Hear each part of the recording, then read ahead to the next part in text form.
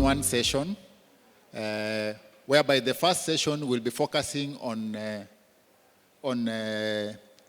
I would say, road travel. Then the second part of this session will focus on now the air travel. So the panelists that are here are part of the road travel panel. So there's another panel that will be joining us immediately for the air travel panel. Yeah, thank you, Bablin. Yeah, so we'll start off by just having an introduction of each one of us. I'll start with myself. James Angoye from Technoprise Global, a user experience researcher, and I'm wearing a white shirt and a brown trouser and brown shoes. I'm also wearing spectacles. Thank you. Good afternoon, everyone. My name is Diana Oseko. I am a MasterCard Foundation Scholar at CSIU Africa, and also I'm a Programs Assistant at Rizikisas. And I have a physical disability. I'm wearing a white t-shirt, black sweater, and brown trousers. And I'm thrilled to be part of this lovely discussion. Next is Ejiro. Okay. My name is Ejira Jaboran, and I facilitate the Special Needs Initiative for Growth Africa. I'm from Lagos, Nigeria. I'm putting on a black shirt and white jean trouser. Thank you. Thank you.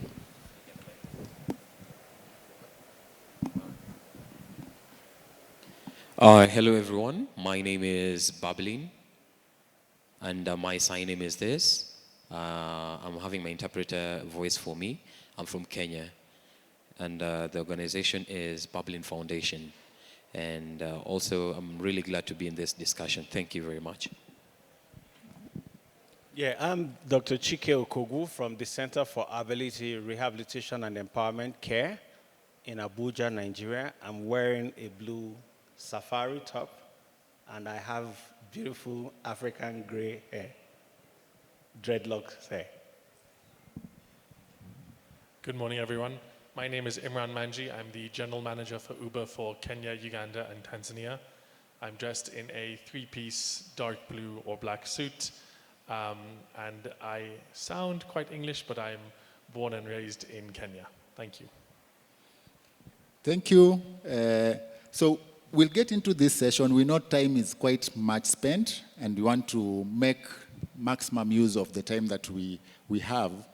So what we'll be doing is that we'll be presenting the findings of a study that was undertaken in Kenya and Nigeria in 4 cities. For Kenya, we had Nairobi and Mombasa, and in Nigeria, we had Lagos and Abuja. On this panel, we have representation from all the 4 cities. We have Diana from Nairobi. We have Ejiro from Lagos. We have Bablin from Mombasa. And we have Chike from Abuja. And also, one of the things that we did with the study was to also have a focus on 4 types of disability, just as a representation. We know that the issues that were covered represent a lot more types of disability. We focused on persons with physical disabilities, persons with visual impairment, persons with hearing impairment, and then cognitive also disabilities. So that's what we'll be presenting the study through a lived experience. We don't want to do PowerPoint. We will be sharing the study through a lived experience so that you would hear from their experiences. I'll share some of the snippets of the study, and then you'll hear from the experiences what that is all about. Okay? Yeah, so to start off with Diana, one of the things that we found from the study was 90%, close to 90% of the persons with disability use 2-wheelers and 3-wheelers. The kekes, the boda bodas, the tuk-tuks, they use 2-wheelers and 3-wheelers. close to 90% use two-wheelers and three-wheelers. Now, the question to Diana is, despite the issues about safety, what is it that, what has been your experience around using two-wheelers and three-wheelers? Thank you, James, for the question. I really can relate to the study that 90% of persons with disabilities use 2 to 3-wheelers. Personally, I use it because it's affordable and accessible, because it can maneuver to rough roads and places where buses cannot pass. And alongside, there are also challenges that are around it, like let's say for the two-wheelers, which is like for the motorcycle, it's hard to like get on top. You have to find like strangers to assist you to board, and also you have to like talk well with the driver to assist you. But you know, at times they might be rude, and they have to say like you add some amount of more money so that they'll be able to give you full services. And also alongside other challenges is when you see like when you are boarding the two-wheeler, you don't have a place to like hold, so it possesses a hazard to like falling off or like an injury. So you have to be like careful. So like let's say like you're on a busy road or like on a highway, then there's the bumps, so you have to like decide either to hold yourself or like hold your crutches so that like they don't fall off, yeah.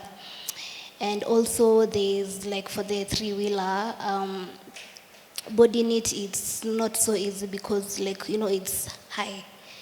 Because you get a challenge, which like when you're going to like get inside, you might fall off, which is also a risk to one's health. Yes, and I'd like to share something that I experienced like a few weeks ago. So like I was on a journey to my errands. Then I saw like a two-wheeler or like a boda. Behind it was someone with a wheelchair. So the person had tied his wheelchair to the two-wheeler, right?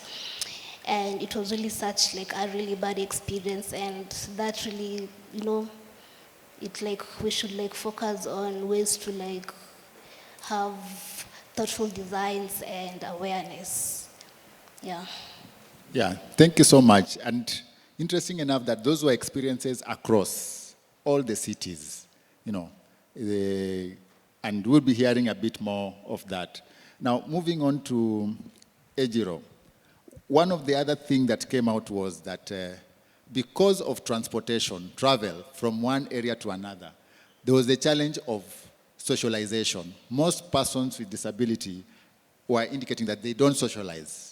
One of the major reasons is because of transportation. Can you share some of the experiences around that area, Ejiro? Okay. As someone with visual impairment, definitely I want to go to a party. Okay, let me share this particular experience. I was supposed to go to a friend's wedding party, and I got dressed that morning. I was not able to get transportation from the house, so I needed a family member to help me to the bus stop. Now, getting to the bus stop, I had to wait for a bus. Waiting for the bus, I heard my bus stop. Since I said I'm from Lagos, so it was Ikeja. So the bus driver was like, Ikeja, Oshodi. So I was like, Ikeja. The next thing I heard was just zoom. The bus zoomed off. I waited again. I heard another bus saying, Oshodi. I said, Ikeja. The other bus zoomed off. And I'm like, okay, probably it's full. Though I know if it's full, you shouldn't be calling the bus stop. Then a sighted came to me, a male sighted, said, do I need an assistant? I said, yes, I need an assistance, but the buses are not stopping. So he said, okay, he would help me stop a bus. Now, stopping the bus stopped, and the driver asked, is he going with me? So he said no, that he's not going with me. Then the driver said, okay. He also zoomed off. So I laughed. Then he decided, asked me why was I laughing. So I said, hey, I understand why the buses are zooming off. He said, how? I said, because of my guide cane, my white cane. He said, okay, maybe I should fold it. I said, why? Why should I fold my guide cane? If I fold my guide cane, I'm folding myself. I'm keeping myself. I'm also ashamed of being blind. So cases like this, I had to get to the party late.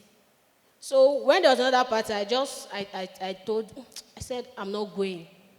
Because if it were easy getting a bus or private ride, it would be easy to just move from my house down to the event center. So on most cases, if I know it will be difficult getting to that particular event or venue, I just turn it away. I say, I'm not going. And this affects some of us who are visually impaired. Because some of us stay alone. So with no sighted guide, how do you tend to leave your house down to the bus stop? And even if you get a guide, some will just, the way they lead you. But if you have a ride or probably a bus that could get right from your doorstep, then moving around would have been much more easier. Thank you. Yeah. Thank you so much. And quite a number of issues came around the social, because one of the challenges was now, where are you going? You know, the person inviting, especially if it's a person without disability, had to be asked, you know, there were issues of asking very many questions. How tall is your building? Does it have stairs? Does it have a lift? So there are a lot of issues that they would want in advance. That's the study came before they commit. And then how long is the party? When will it end? So that really, because of the many factors that the persons with disability were asking, especially on transportation, it meant most of them would just say, no, I'd rather not bother.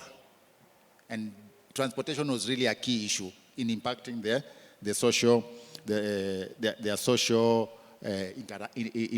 interaction. Now, moving on to bubbling. Now, one of the things that the study also wanted to find out was, is there a difference between women with disability and men with disability?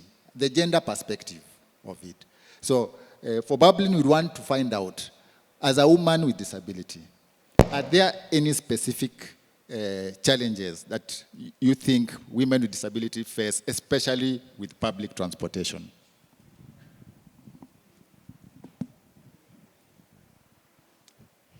Okay, the challenges we face are many. For instance, when I'm taking a matatu home, they show the sign by their hand. So when I look at it, I'm kind of confused. I don't know if they're talking about 50 bob or 80 shillings, or you can't exactly tell from that sign on their hand. So sometimes I have to chat back and forth to know if it is 50 or 80. Communication is always a barrier. Then number two, they need to show where we are going. Where are you going? There has to be a sign somewhere so that you know when you're getting into the right matatu. Number three, I think people with wheelchair, it becomes a big challenge because they have to pay for their wheelchair on a seat and pay for themselves. They have to do double payment, which is also a challenge. For the taxis and Ubers and motorbikes, it's quite expensive. For blind people and who are walking around the streets, there's not well-designed roads for them to use. It's a challenge. So if that was there, then it would be something. So let's talk about the train now. Again, another challenge. You go, you get your ticket, and then you get into the train. When you say that you're a deaf person, they look at you again. They're like, how is this very smart lady deaf? So they keep looking and not even giving you the service that you have. They worry about how you are deaf instead of providing the service. So, because they will not believe that you're deaf or whatever disability that you have. So, yeah, that's a challenge. That's how challenging it is. Airports, it's even worse. I have been to an airport. You have a ticket. People are making announcements. Announcements are being made on voice. You're just sitting. You have no idea what is going on. Nobody is telling you that it's time. So deaf people go through a lot of challenges. They will sit and wait and realize that everyone is gone. And nobody is there to tell them that it's time to board. So they only need to put, there's not like someone interpreting or someone saying, this is the route, this is what you do. You know, so it's not right, but those are the challenges. Thank you. Thank you so much, Bablin. Those are some of the lived experiences that we actually noted, and it even became complex when it is a woman who is a mother and traveling and with disability and traveling with a child. So there were a lot more complex issues that the study found out. Now, moving on to Chike, before we come back for any reactions from the panel. One of the things that we also set out to find out is the ride-hailing, the Ubers, the Bolts, the experiences of persons with disability with them. So I would want Chike, you to just share, because it came out, for those who are using, we were asking them to rate out of 5. Over 4 were indicating satisfaction. For those who are using, they were satisfied. So we would want to hear your experiences around that, both positive and, if any, negative, where using ride-hailing apps. Thank you very much. Right. Ride-hailing was a very good thing. It is a very good thing because you have the advantage of the ride coming to pick you at the doorstep. Or, I mean, ride, in most cases, if possible, your bedroom. But it was challenging because it was expensive. Some of us can afford it, but many, of course, cannot afford it. As an organization, and as we were preparing for this, we thought of solutions. And is Mike in the room? Mike, if I can can you display some of our solutions? And I'm glad that we're holding this session because we can complain all we can. The laws are there, particularly for us in Nigeria, but it's not effective. A round of applause for Kenya. You signed the act yesterday. It's a good thing. Can we take it a step further? Because the work to do is to make the first mile to the last mile end with a smile. And that smile cuts across. If you're going to school, it applies to you. If you're going to the hospital, it applies to you. If you're going to entertainment shows, it applies to you. Is it ready, Mike? Can we have some of those pictures? What we want to propose and have a partnership with Uber. And we want to see how we can work with Uber to lock this down, to call what we called it Access Africa, first mile to last mile. That's what we want to work towards. That should be one of the tangible outcomes of this program. That at Inclusion Africa Conference, we all agreed that the first mile to the last mile must end with a smile. And the solutions are here. We want to see how we can work with Uber. That's Technoprise, Uber, Care. We work together and then we make this cut across Africa. With the help of the laws that are coming in now, we want, imagine in Kenya, if you discriminate against a person with disabilities, you pay $1 million shillings, you know. If the facilities and infrastructure is there, what's holding the slide? What's holding the pictures? Perhaps we can. I hope the pictures will come up soon. Yes. But if we get the pictures, you'll understand what we're trying to do. What we're trying to say is we want to deploy electric tuk-tuks with ramps. Now, that's the last mile, all right? The idea is where the tuk-tuks there, you'll see some with the ramp. This is what a standard public bus system should look like, all right? If you're able to get into the tuk-tuk, now because it's cheaper, it can come to you and it's lesser price. Some of them we hope with time will be electric. So it's sustainable, it's easier, you can recharge it and all that, okay? And if at the end of the day, the operators of the tuk-tuks, now you can see them, the operators of the tuk-tuks too will be persons with disabilities. So the issues of communication and understanding our language will be greatly reduced, okay? And some of them will be fitted with, you can see there's a ramp there that takes you into a tuk-tuk. Now, it's a smaller vehicle. It can still do all the things we want. But at the end of the day, the important thing is to reduce cost. Our plan and hope is that with less than $5, you should take your first mile to the last mile and end up with a smile and it's some change in your pocket. If there's another picture I'm looking for, the one with somebody riding into the, that's it. So you see the solution for me, and if we're able to achieve this, I'm glad that our work is done. I don't want to go into all the troubles. We all know what the troubles are. I'm looking at the solutions. Thank you very much. Yeah, thank you so much, Chike. I would want now to just give back to the panelists if there's any aspect that you want to share, because remember it is a lived experience, the findings are there. Any of the panelists, if there's anything you want to add. What I would want to add is, which is part of what this program should also do, is educating the people, educating the entire masses. Because one thing that is lacking in Africa is that there's a disconnect between knowing PWDs and understanding PWDs.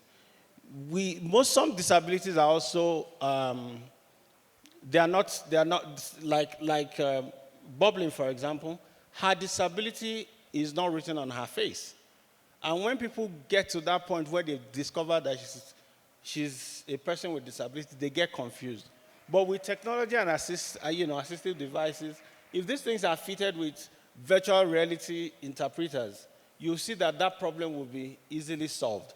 So we must make sure that we sensitize and educate the people as we go into this next phase of survival, in public transportation and even air transportation. Okay.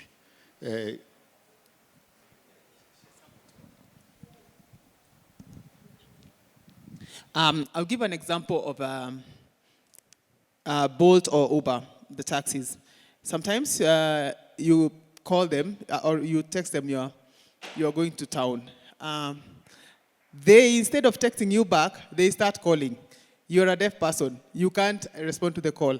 That's why you're texting them. So instead of responding on text, they call you. So you have to look for somebody to speak on your behalf. And if you don't have, then that trip will not happen. That's it. Yeah, as part of the study, actually, that was one of the things that we sought to find out. We also talked to drivers. We didn't just talk to persons with disability, we also talked to drivers. And interesting enough, one of the things that came up is that in Kenya, when we asked the drivers to rate themselves on how confident they are to support persons with disability, they rated around 2. But in Nigeria, it was 3.5 and above. They were confident that they could support persons with disability.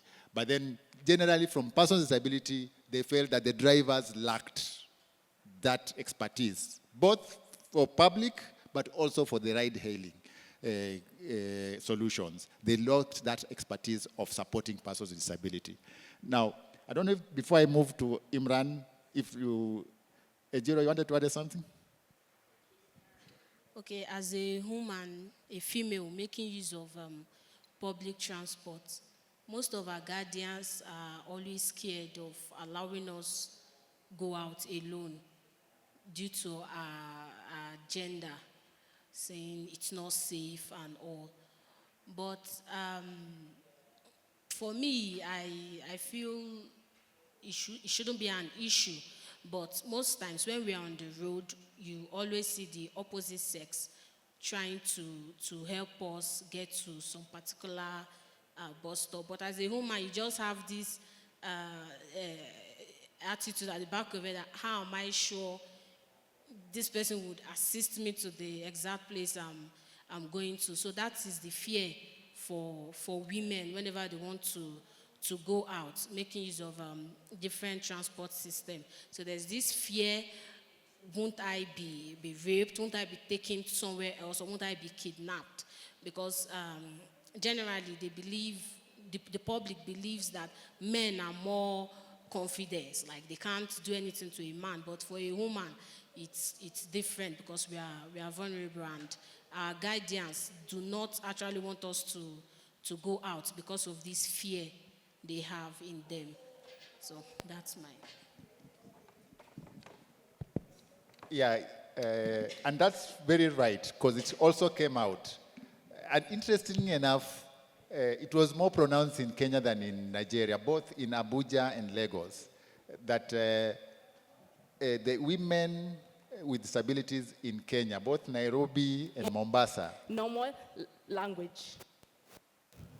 Yeah, both Nairobi and Mombasa indicated that sexual harassment, being touched and all that, when they are being helped, was more common.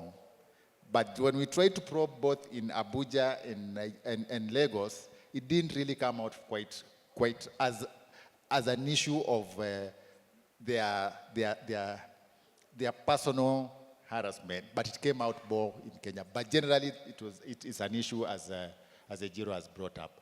Now, moving on to Imran, as Uber, I know there are some things that are going on already, addressing some of these things.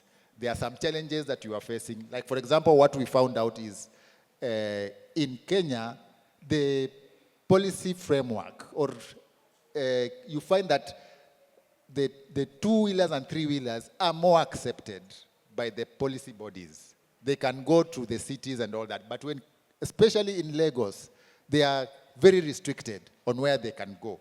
So what are some of the policy issues that you are grappling with from the Uber and from the industry, but also what are some of the solutions that you are undertaking? Sure. Thank you all, and thank you for having me on the panel. So I think there's a lot to unpack. I think there's been some really profound personal stories that have been shared that just shows us collectively that we still have a long way to go. So from an Uber perspective, two-wheelers and three-wheelers, it's very heartwarming to see that these are door-to-door solutions that are being adopted by persons with disabilities. It is an area that we have been focusing on.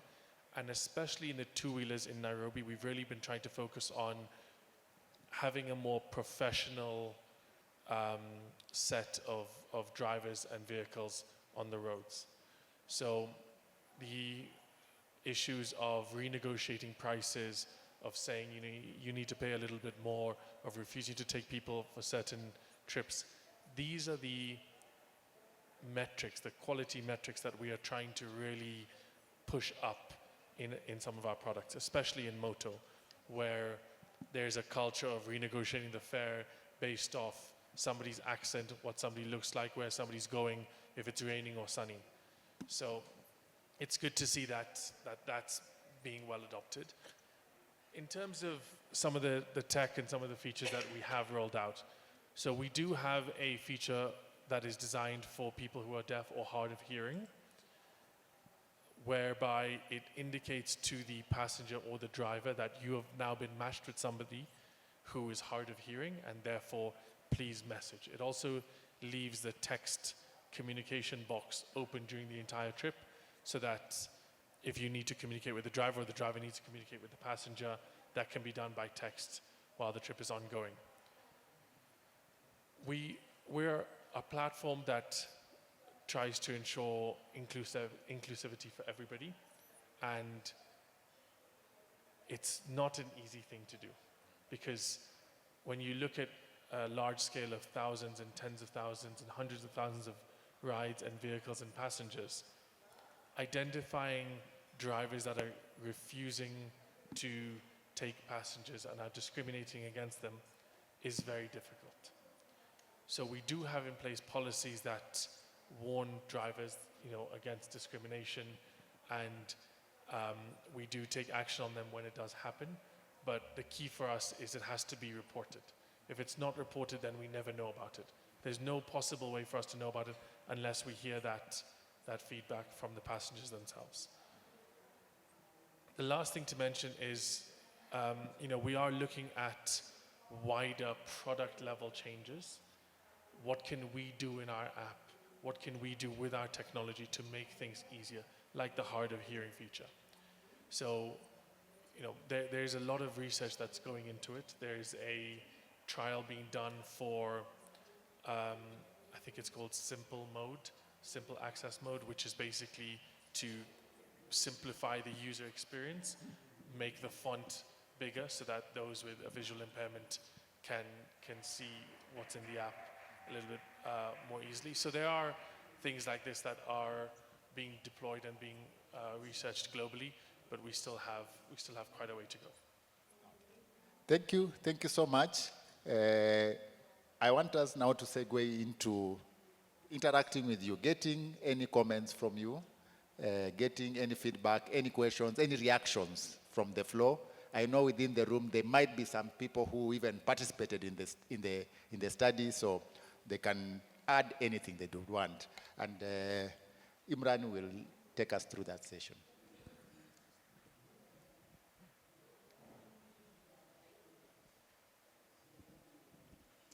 Thank you very much to the panelists for that interactive discussion. My question is directly to my friend sitting right opposite beside me from Uber. I don't know where to start. My experience with Uber is heavy, quite heavy.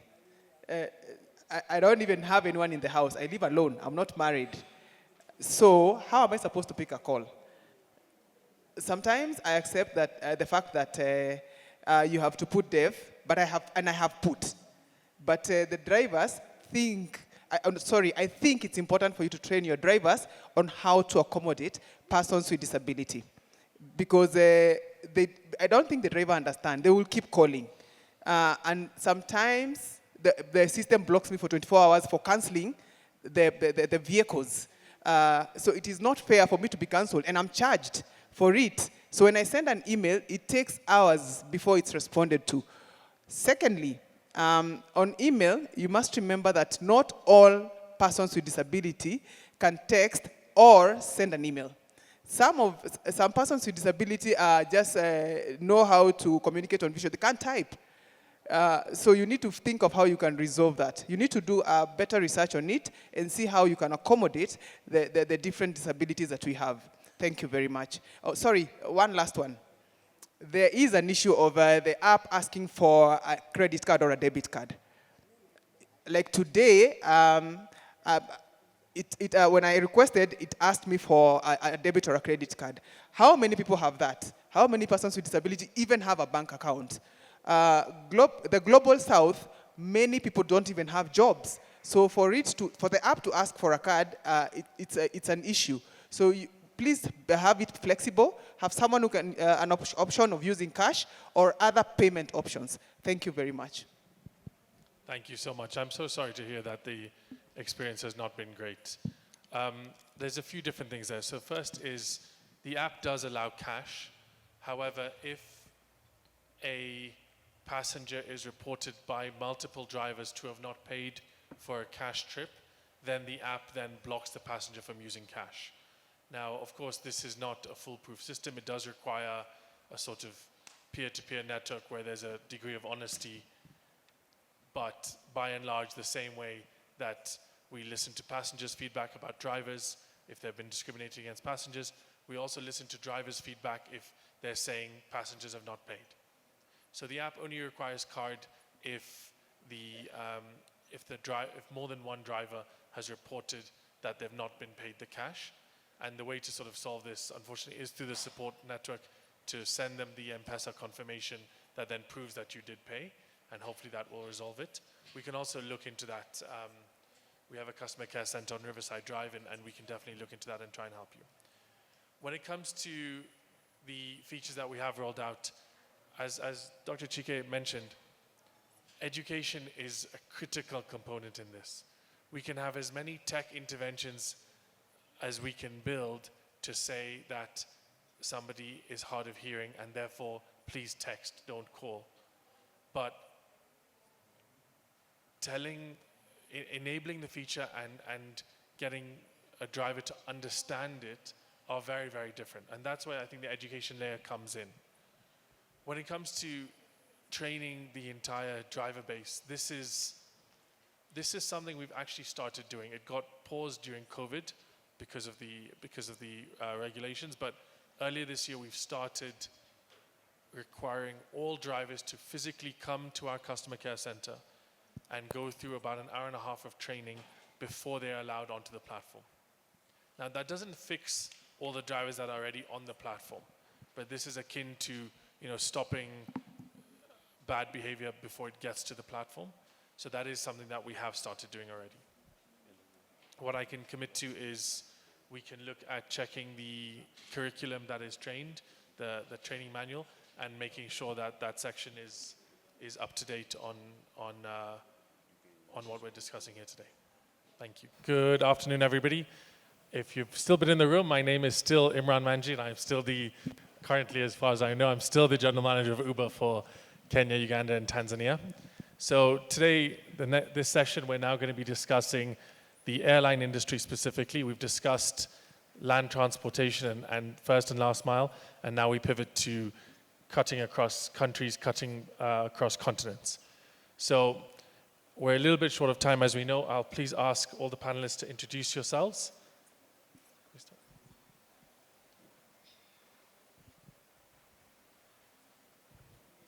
Good afternoon, everyone. Thank you, Imran. My name is Ashura Michaels. I'm the Inclusion Associate in UNDP, and I'm ready to interact with you guys more. Thank you so much. So hi, everyone. So I know we are between us, there is lunch. Lunch is just after. We'll try to make it interesting. My name is Soma Sapavu. I am the regional director for the International Air Transport Association for Africa. We have offices throughout Africa, and we have an office as well in Nairobi. As you will find out with my accent, I'm from an island in Africa. It's Mauritius Island. I have a little bit of a French touch in it. Thank you. Yeah, good afternoon. My name is John Naliany. I'm the head of ground operations, Kenya Airways, based at JKIA. I'm in a blue suit. I like smiling, and I'm glad to be here for the third time. I was here last year and the year before in the same conference. I'm very glad to share experiences from the airline perspective. Thank you. Yeah, I'll just continue with the existing protocols, so no need to introducing myself. Thank you. Perfect. Thank you all. So I guess it's worth starting with the biggest challenges that the airline industry faces. So maybe I could ask Somas, if you can give the IATA perspective on what are the challenges that persons with disability face in the airline sector. If we use that to frame the conversation, then we can pursue that. Okay, let me first perhaps remind you what is IATA, what is the association. So the International Air Transport Association, we serve, lead, and represent airlines. So world airlines, so we have 350 members across the world, and we represent approximately 80% of the world traffic. Very important figures is basically today we have almost 5 billion travelers. So we represent 4 billion travelers. So this is very interesting in terms of how much we are covering throughout the world. Now, aviation is a business of freedom. And we believe that disabled people should be able to access to reliable, safe, and dignified travel. So this is a position, and throughout our collaboration with airlines members, we have agreed in 2019 on a resolution, whereas we also, work together to make it accessible to all disabled people. And there are many guidelines, materials, collaborations with different organizations. Aviation is quite complex and also very coded. So to give you some of the example is when you fly on an aircraft, people don't know actually why you have cabin crew. Some people think maybe these guys are there just to serve you a coffee or a meal, but actually they are there for safety. Safety is one of the biggest pillars of our industry. And in an aircraft, you know, how would you calculate how many cabin crew you would put in it? Since safety is one of our prerequisites, so basically we have to obey to one specific rule internationally. We have to be able to demonstrate that you can evacuate an aircraft within 90 seconds. I repeat it, 90 seconds. And this dictates how many doors you will have, exit doors you have in an aircraft, and this dictates how many cabin crew you will have as well in an aircraft. This being said, you can understand the challenge and where I'm coming from. Thank you. So just to feedback a little bit about what I heard there, 80% of world flyers are covered under IATA, the IATA network. But when you look at sort of the policies that you put in place, which is, I think we can all agree on the vision of safe, reliable, accessible transport for everybody as a fantastic vision. What are the challenges that you face? Are there physical limitations in the designs of the planes? Are there education challenges with cabin crews or with other passengers? What are the main challenges that you're seeing? So the journey actually starts at home or at a travel agent. So there are different challenges. One of them has been across the different sectors we have been discussing since this morning is communication, right? So for a disabled passenger to be able to have a smooth journey throughout his planning of air travel, it starts really at the beginning when he's booking his ticket. And thanks to the collective work that we work with standards and codes. So this is called the Special Service Requirements, which is SSR. So as you are booking, if you highlight in your booking that you need special assistance, this will be observed throughout your journey. Now, it is not well communicated. Sometimes it has to be reinforced through awareness and training. And we provide as well training materials to our member airlines, as well as airports and authorities to work with those standards and regulations. Sorry. Yeah, if I may add what my colleague from IATA is saying. Yes, there are definitely challenges, especially if I may pick from the research that was done, the 4 main groups of disability, either visually, physically, hearing, or mental impairment. One of the things you find is the information is not really available in a format that somebody who has got a visual disability will be able to use. If you go to a booking platform, very few booking platforms will have that ability for you to interact if you're visually challenged. The physically challenged persons from the airport infrastructure sometimes becomes a real challenge for us to be able to support you. I'm talking about Africa in general because I have had an opportunity to be in most places of Africa that you find the airport designs do not support. Of course, there are modifications coming up. People are trying to make some changes to adopt to those requirements. But generally, you find if I have to board you using a wheelchair, you might find you take a very long route because there's no maybe air bridge for you to board direct from the terminal to the aircraft and so forth. And lastly, I think someone has mentioned about the onboard service. The desire from a disability point of view is, can I be supported 100% on board? If you are doing a safety briefing, for example, you might find the safety briefing doesn't take care of somebody with hearing impairment. We speak, my colleague here doing sign language, sometimes we don't do sign languages. It's something that we aspire to do in the near future, but currently is part of the challenge that we actually face in the industry. Thank you. I think I'm sure you're saying that you can echo those findings and those statements.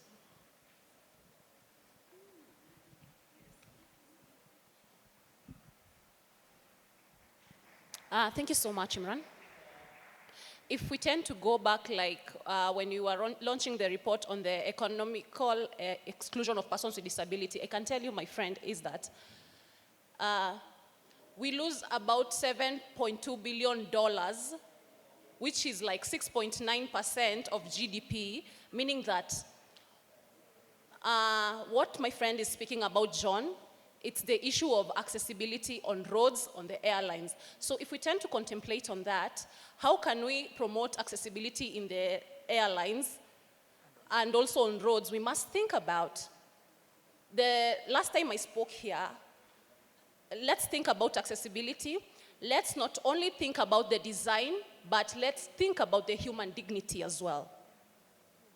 So when I speak about human dignity, it means that, is it about accessibility?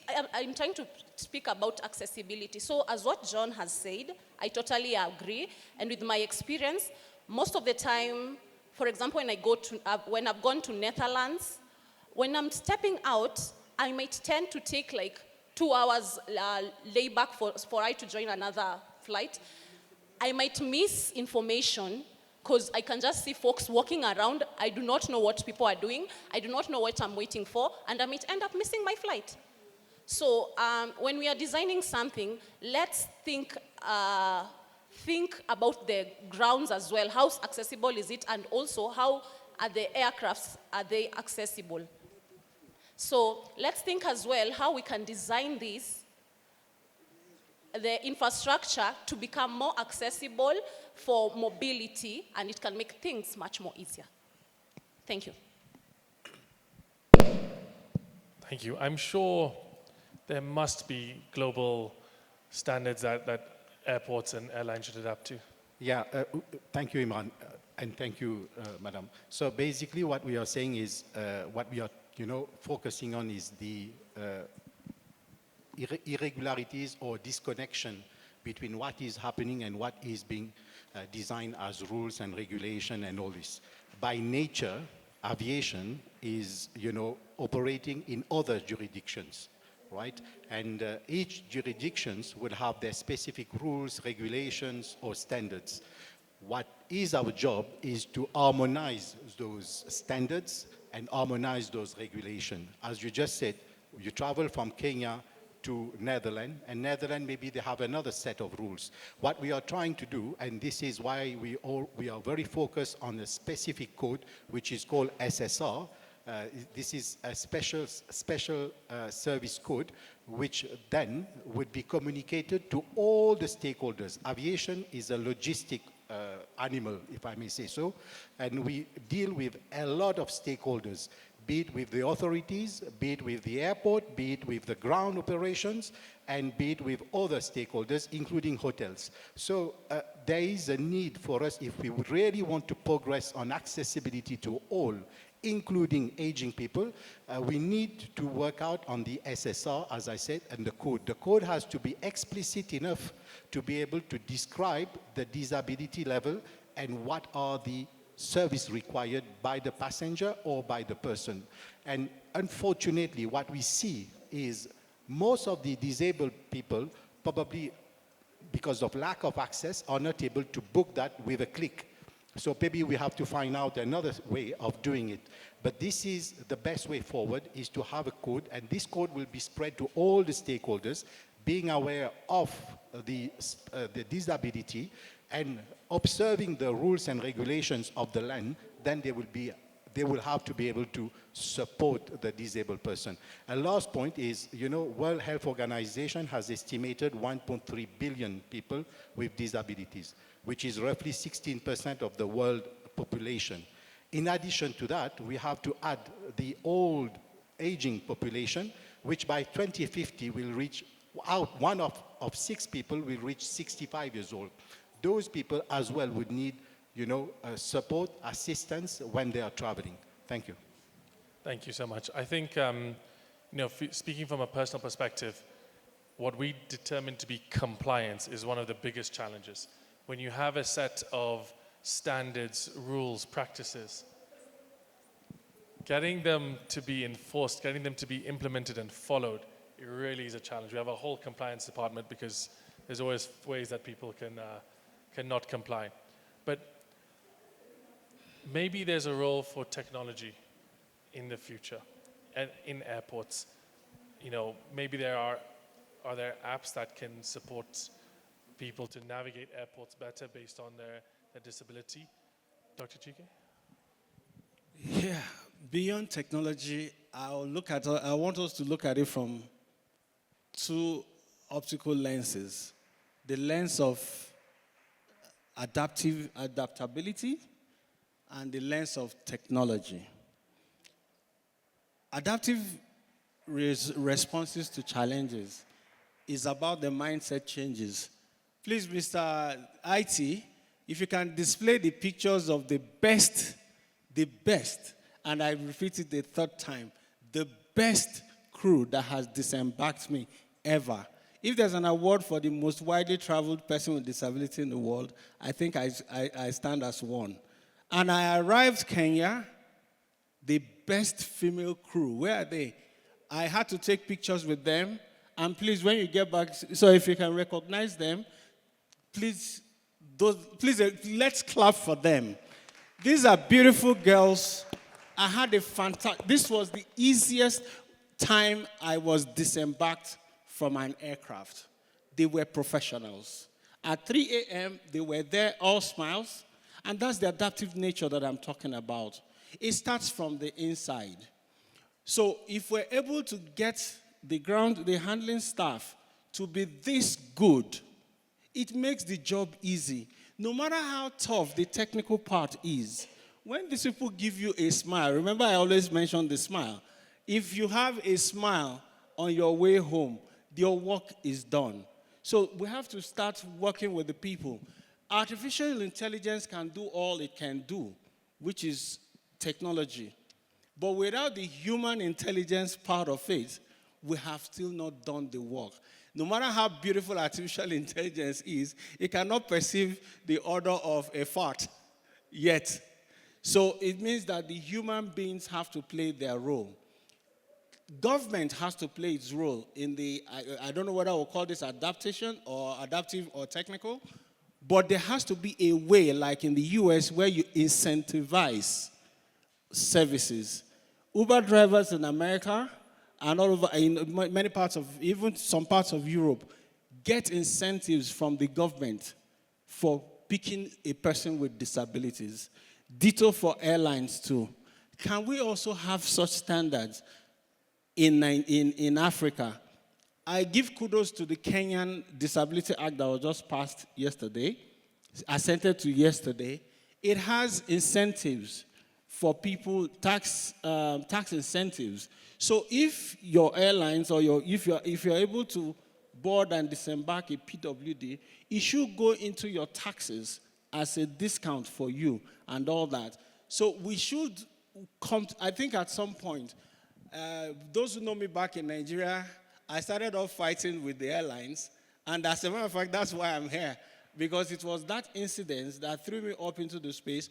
Please, PWDs, don't ever, I repeat, don't ever take the laws into your hands. It should not get into the point of a fight, all right?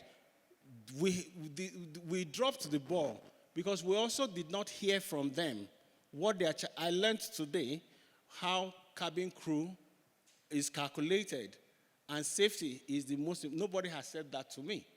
But anyway, working in Nigeria with the NCAA, the Nigerian Civil Aviation Authority, and the Federal Airports Authority, in Nigeria we have a peculiar case.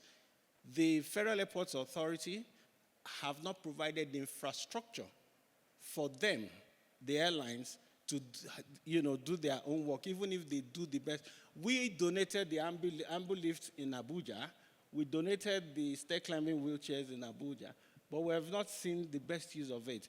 So in a nutshell, wrapping up, I would say there must be a meeting point between adaptive responses and technical responses, and we must close the gap through discussions. Maybe we can have forums where the airlines and the persons with disabilities can meet and talk, and that way we can understand each other. Thank you, Doctor. But I think that, when you look at this cabin crew that disembarked you in such a, helpful, efficient, positive way, those are not people that were financially incentivized to do that. That was their innate humanity and empathy and sympathy and personality that's really shining through. So I'd really love to get to that stage where we're not financially rewarding people to do the right thing and to just show a little bit more humanity and empathy. No idea what this sound is, but allow me to use this one. Allow me to say something. What Dr. has just said about this crew. These are our staff. We've trained them on how to handle passengers with disability. But there are a couple of things we've done as an airline to ensure that we support the persons with disability. At the time of booking, we know you have to put the special code in your booking. The special code will identify the equivalent service that you're going to provide to you at the time you arrive at the airport. The special code is going to designate what sort of facility I provide for you. At the airport, where you check in, we've got a special counter for persons with disability. That yes, when you come, for example, JKA in Terminal 1A, there's a counter there, counter 25, with a code PRM. I know we use PRM just as a general code, passengers with reduced mobility, but it caters all sorts of disability. So please, if you are moving out of Kenya, out of JKA, please proceed to that counter. We'll give you special attention. And most of the time, the counter is free because we anticipate that a person with a disability will come and be given priority. At the time of flight boarding, of course, we announce we are boarding you first. We actually give you that priority that, yes, you are unique. We give you boarding so that you also preserve that dignity, that you want to go in, if it's a wheelchair or escorted or otherwise, that, yes, we give that you priority.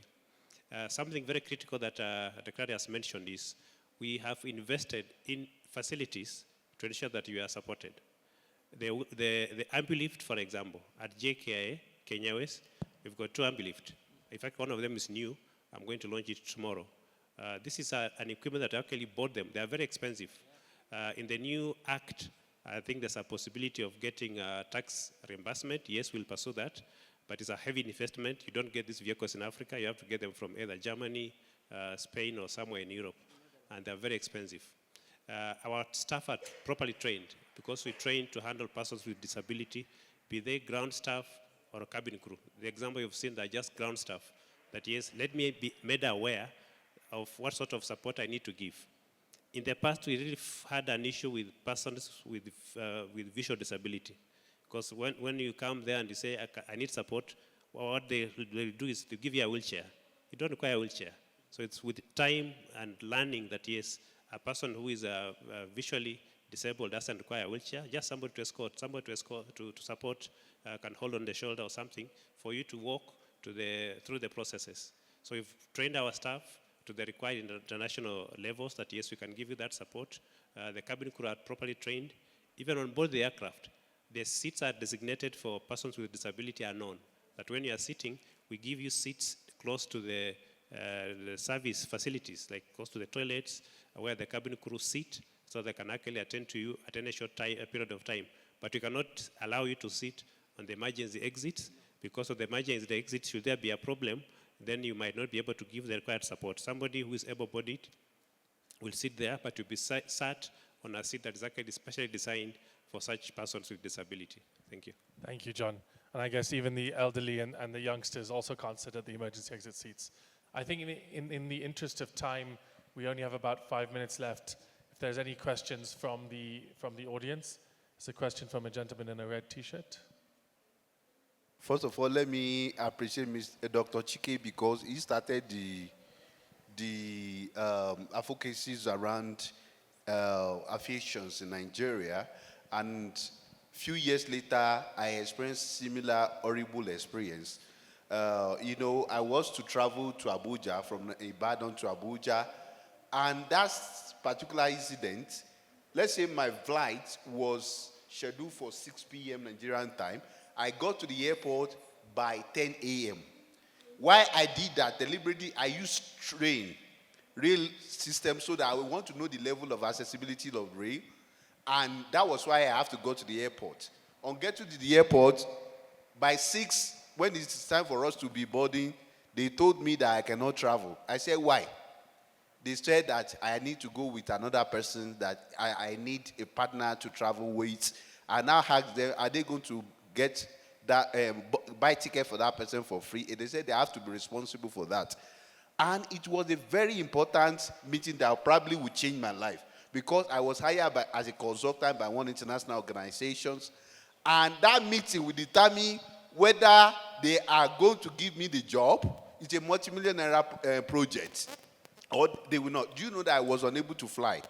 I started, because looking at the money I've invested in getting tickets and the implications after, if I'm unable to attend the meeting, I started shouting and all of that. And one of the NAFA staff came, they attended to me, they calmed me down. But the following morning, I was able to travel by seeking assistance of another passenger to act as my assistance. So, and finally, I was able to secure the contract.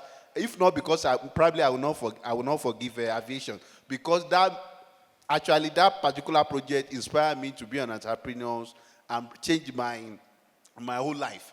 So what I'm trying to say is that kind of scene we experience that kind of situation every day. However, my question will now be, how do we ensure that Africa, especially innovators in Africa, start looking inward by innovating assistive technology locally? Because considering the cost of getting all these assistive technology that are going to make life easy for persons with disability in terms of accessible travel, is very, very expensive. And how do we ensure that aviation sector start investing in local investors that will help Africa in terms of our accessibility travel? That's my question. How do we do that? Because receiving this, getting all this equipment from Germany, America, and all of that is very expensive.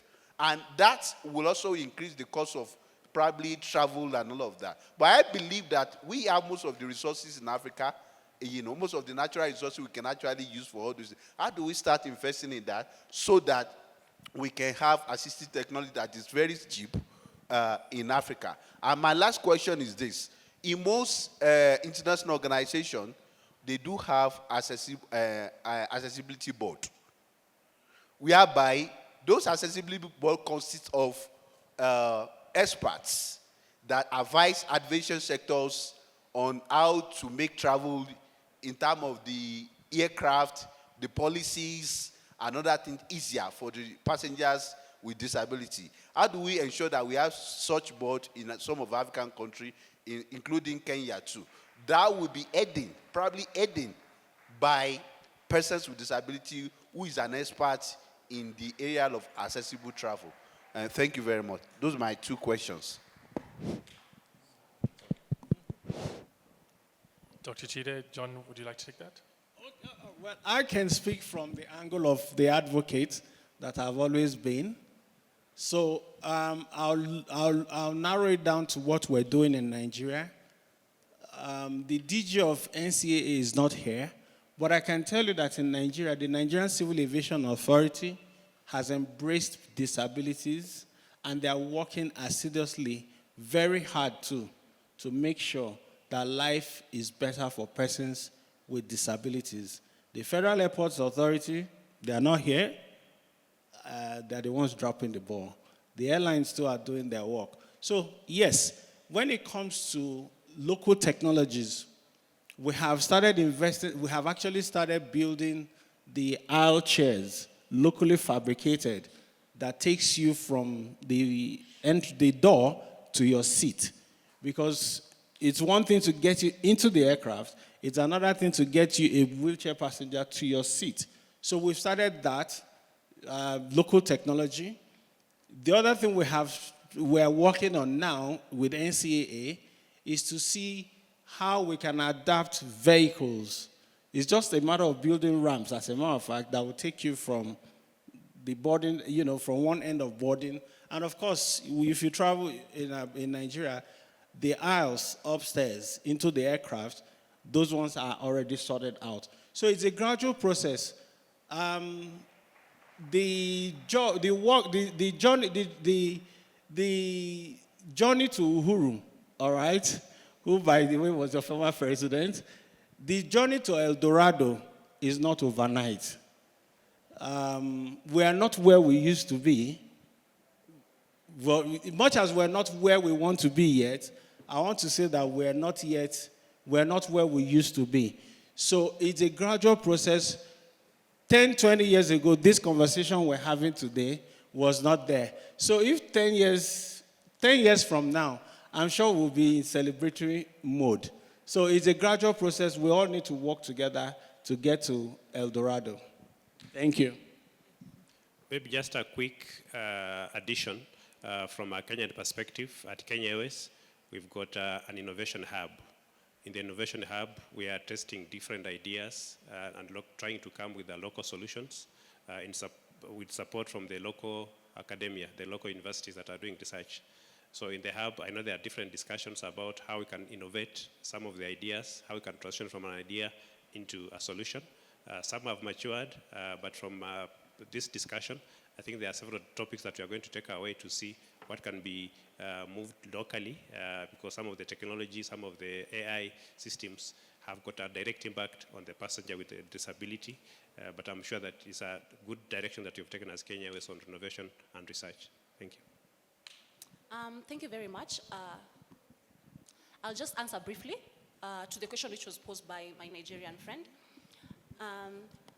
What are some of the ways probably we need to, some of the ways which, or rather solutions which Dr. Chike had mentioned, and he has said these all issues cannot be solved within a night. So we need probably to come up a collective responsibility to advocate for those that is private and governmental, different innovators, to see how we can come with solutions. Because if we leave the problem to one specific side or other sector, we'll never get a solution. So like, for example, the UNDP, we have developed strategies 2025 to 2027, which these strategies brings all sectors together, that is business, companies, and actually I want to thank my colleague from KQ.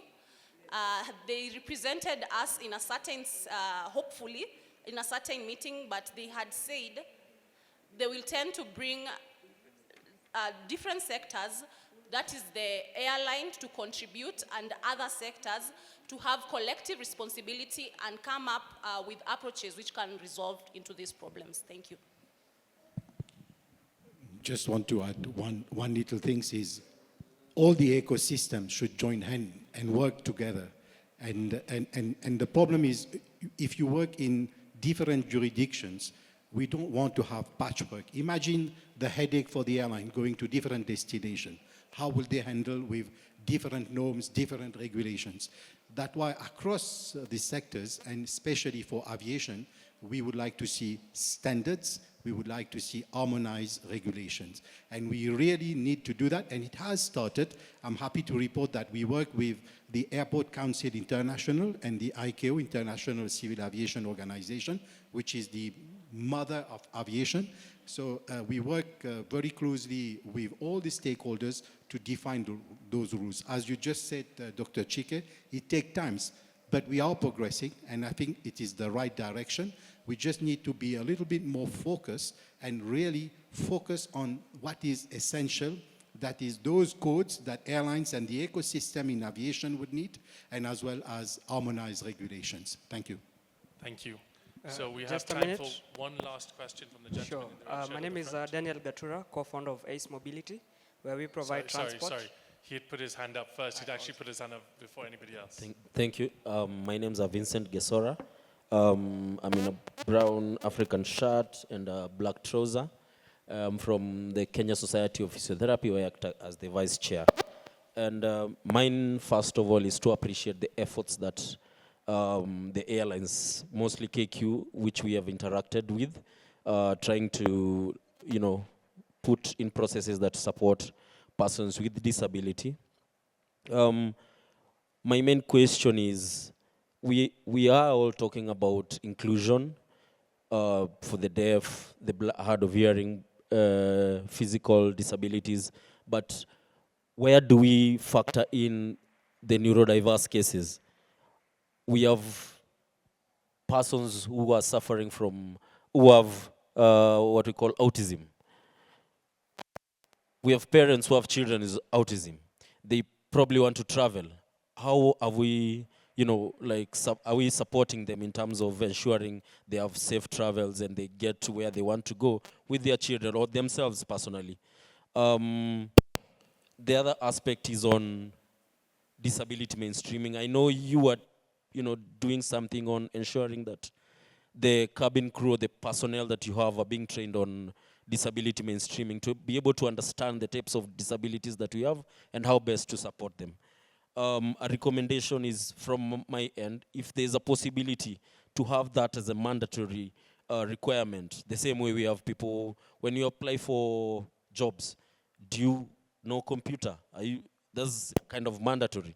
So if we have mandatory requirements for you to be able to apply for a particular position, and also to ensure that the disability mainstreaming course or training is also inclusive in terms of international standard. I think, that's from me. Thank you. I think I would like to answer on the invisible disabilities, right? So autism is among those invisible disabilities, and this is as well very much regulated or coded in our ecosystem for aviation.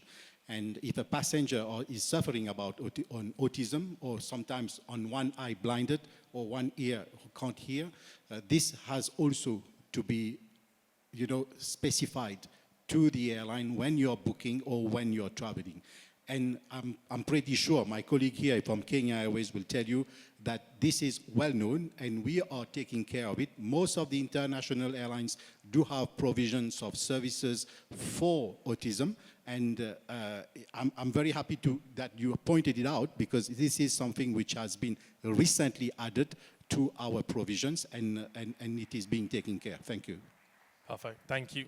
So if we can have one last brief question. Sure. From Hi. My name is Daniel Gatura from IAC Mobility, where we provide accessible transport to people with disabilities using adapted vehicles. Talking to my colleague from KQ, you've mentioned about the support. Sorry. Okay. KQ has mentioned about the support where you have a desk for people with disabilities. But you see, that is when they're already inside the terminal. You've mentioned Terminal 1A. Coming from where I come from, we offer transport to people with disabilities. But when you get to the airline, we then need to offer support from the parking to actually where they do the first check-in. And then that's where now your support starts. But what happens is when we park our vehicles outside, they are either clamped because we have been there for more than 3 minutes. So we have to start, then come back, talk to the police officers and tell them, by the way, we are going back to support someone with a disability, because from where we are dropping them off to where they are actually where they're having to remove their shoes and all that, there's no support that actually happens in between there. So that is also something that we also need to consider. Looking at also looking at also inclusive booking. During the KQ Innovation Week, we also presented a solution whereby people with disabilities are able to, first of all, mention that they have a disability, and then we start looking at support from there on. And so we were able to pitch this particular solution, but we are sorry to say that this actually hasn't moved. From when we pitched, that was all. We are yet to hear from KQ on how then we'll then implement this particular solution. So my brother here, when he speaks about local solutions for local problems, we as the innovators, we are here creating, but on the other end, we're not receiving enough support to then have to have these solutions. Dr. Chike has talked about inclusive transport and accessible vehicles. We have accessible vehicles in the country, but we are still yet to link with even the airlines, for example, where now we get to have an end-to-end system. So my plea is that reach out to innovators, and when we pitch these particular solutions, follow up with us, because we are willing to create the solutions, and we already have users. So it's all about creating an interlink between the user, the innovator, and the airline or the recipient. Thank you. Allowed to briefly react to this on the issue of support from the time you arrive at the airport to the terminal. We had a meeting recently between Senator Asige, who is also a person with disability with the airport manager, and we are working on designating a parking place whereby you can actually park. And of course, those with the certificates of persons with disability will be exempted. This is yet to be implemented, but a discussion is happening at very high level, that when you come, there'll be a special place for you to park, and then from there you can offer the support into the terminal. Secondly, about Innovation Hub, our colleague Linda is actually a go-to person. Maybe you will get the contact and see how to actualize the discussion. I'm responsible for JKA, and I'm very sure that we can be able to conclude that discussion. Then briefly about autism, yes. Last year, we had the first session ever at Daktari about autism, an internal webinar with the staff. And for the first time, we were shocked to see the number of our own staff who have got autism within their family. It was a very important eye-opener. From there, of course, we've taken a number of steps to ensure that we are supporting autism at all stages. At the time of flight processing, we'll give you a special area to sit, because these people will want to do not like confined space. So we're creating a room. We allow you to get in a space that is actually bigger than normal. We board you first so that you do not also get that fear of numbers and so forth. So it's something being done as Kenya Airways, and I'm sure we worked with the right organizations last year, and going forward that we are going to create more awareness internally and also to the community within Kenya. Thank you all so much. I think we are at time.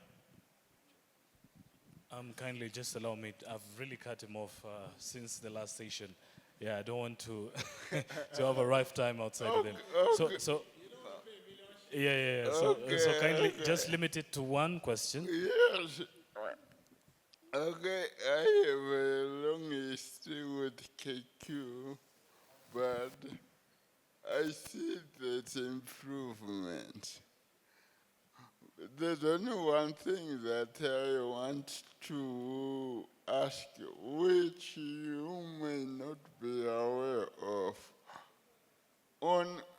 On most airlines, when the plane lands, they mention that if you are a passenger requiring assistance, they say remain in your seat and we will assist you after all the other passengers have disembarked.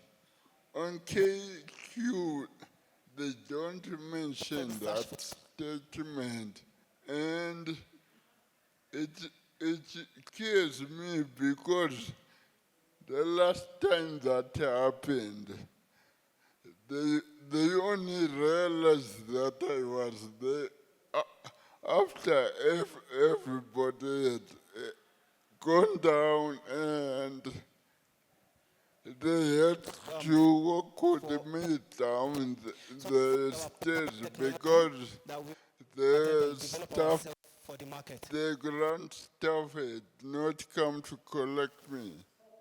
So I wondered if you could correct that issue, because I flew in 2 days ago and they didn't mention it, so I was thinking they had forgotten me again. Yeah, thank you. Thank you so much for the feedback, and apologies for the experience you had on our flight. It was not intentional. As usual, we have got a number of staff, some who may follow standards, some who may forget to follow standards. We apologize for that. Our standard procedure is you'll be disembarked last because we want to give you also dignity at the time we are disembarking. That's our standard. As to the issue of onboard announcements, I will revisit with my colleagues so that this is done across. KQ is an international airline, so we actually comply with these international requirements. I remember in 2017 when we first flew to USA, JFK, they had really strict requirements. At the time we started training, it's called PWD training, Passengers with Disability Training. Dr. just to mention that this is actually a mandatory training. All cabin crew, all ground staff go through. We've got staff who are trained to comply with Part 382 of the USA regulations.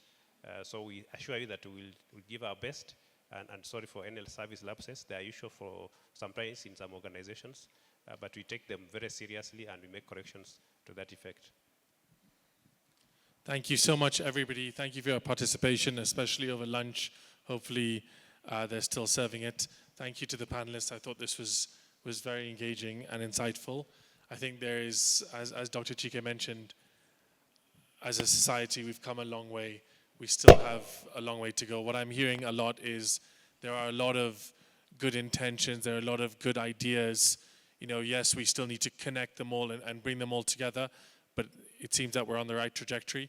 If we all put our heads together and then we continue to push that trajectory even further and faster. Thank you all so much.